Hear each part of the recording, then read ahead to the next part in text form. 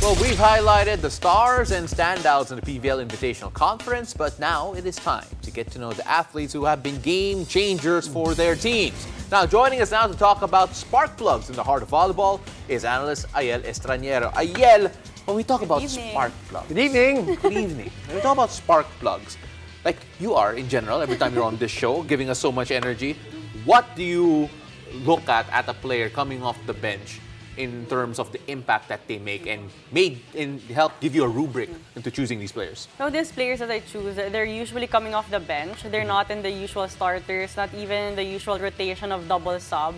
And these are the players who creates like instant contribution, nagpo-point agad, like if hindi nakakapuntos, you feel their energy right away. They they radiate that positive energy inside the court. And some of them are not even regularly coming off the bench, right? These are, okay, so let's start with first a team that still has a chance to make the finals of the Invitationals PLDT, and you chose Fiola Ceballos. Oh, Fiola Ceballos, she's one of the players who can come off the bench but can also be a starter. Yeah. She's which she did. Exactly, right? their last game against Kinbak Bakni, which she was the player of the game. Yeah. She's a power hitter, kaya niyang basagin yung block, but you know, she's also a player with a lot of variety in terms of attacks because you know, her experience in beach volley allows her to have that good ball control. So she's not just effective offensively, but defensively, she's quick, she's fast, and she's very steady on reception. So she's also a good support to Kat Arado. And let's not forget, it's very crucial because they did lose one of their starters. Jovi Prado. And Jovi Prado. Right now, Fiola Ceballos stepping up as a starter. Right. Yeah, I mean, you know, some people might be wondering what's the key for more minutes, but then you take a look at the impact that she's made here in particular. What do you think what made you pick her? Is there any performance in particular that stood out this conference? I think generally every time she's put in, sometimes she plays as a service specialist and she delivers that service ace right away. It's really that instant impact, that instant contribution. But right now in PVL, it's just so hard to say who'll be the starter, who won't be a starter, because everyone's just so good. Yeah, and everyone's the schedule too, exactly. Diba? So you would want to actually have those kinds of player off the bench or in the bench who can also be a starter, can play anytime, can deliver the points anytime. That's right. And because of the way the schedule has affected our teams, talagang nagbabalasa ang mga coaches in terms of the starters. Okay, let's move on to Signal, a team that had some great momentum. Yeah, they had their moments for sure. Yes, and then they fizzled out in the last couple of games. But you wanted to talk about somebody who they brought in this conference. Now, I said earlier na the one I chose were not usually from the rotation, but I just really have to add Jelay Nunag because she's a great addition. With her in the rotation, the floor defense and the reception is more stable, and she's an added confidence. By that, I mean they can really heavily rely on her in that floor defense and that reception. And you know, they need that good first ball because they have a lot of offensive options in Molina, Dakis, Meneses, Doria, and that just allows Jelka Yuna to set them up offensively, strategically better. You know, you actually picked two from Signal here, and that makes me think that, wow, lalim nila. But you also picked Troncoso. Yeah. What about her? Well, Chai Troncoso, she's like Fiola Ceballos. She can be an impact player off the bench, but she can also be a starter. She's a lethal server, she's a good server, but she's also a player who can play different positions. You know, she's already played as an opposite, a middle attacker, and outside hitter in her stay with Signal so far. So she's fast, she can be in different combination plays.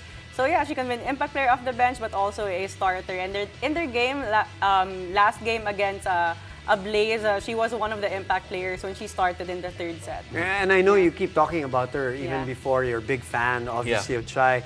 But just to quickly close our conversation, why are we not seeing her much more? Is it because of the Jove Gonzaga thing? I believe so. And for the Signal HD spikers, it's just good for them. It's a luxury for them to actually have Chai Troncoso off the bench. You have Basas, so malalim nga sila. So malalim talaga yung bench nila, but they have veterans as a starter. That's why they're such a good team this conference. You know, one player that every time she enters the court, the smile is almost iconic right now. I just think about her name, I see the smile.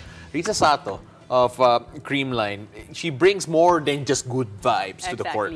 But I think that's the most evident thing about her. It's really that she radiates that positive energy. Right. Because you know, like Creamline, sometimes they play so serious. But you know, when Risa Sato is in, it's all about being happy. But for Risa Sato, again, she's a lethal server.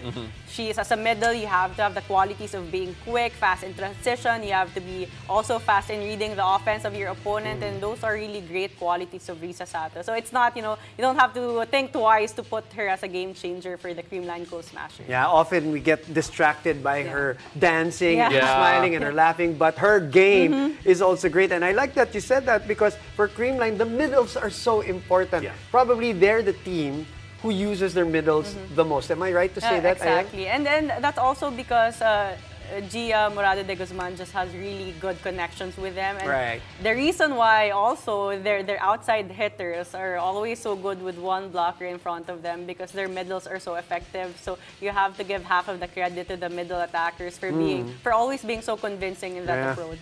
You know, another one that we have to pick out here, and the last one on your list is someone from F2 who is already notoriously deep and stacked team, Shola Alvarez. Oh, Shola Alvarez. I chose her because her role is difficult for me. She's a service specialist, and at most times she's put in the most crucial parts of the game. She can make or break a set or a match. So, you know, so far she's been showing a lot of mental toughness in that service line. She's getting the aces.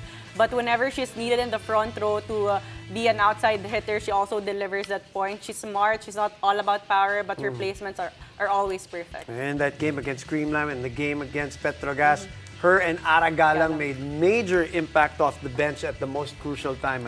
Yung set 4 against Creamline was big. Yeah, so these are great choices, and there's still some games to be played, so we're going to look out for these names. Ayel, thank you very much for being with us tonight. And of course, here's a look at the PVL Semis games happening tomorrow. That's July 27 at the Phil Sports Arena at 4 p.m. The PLDT high-speed hitters will face Kurashiki Blaze, and at 6:30 p.m., Kinbak Bakni battles the Signal HD Spikers.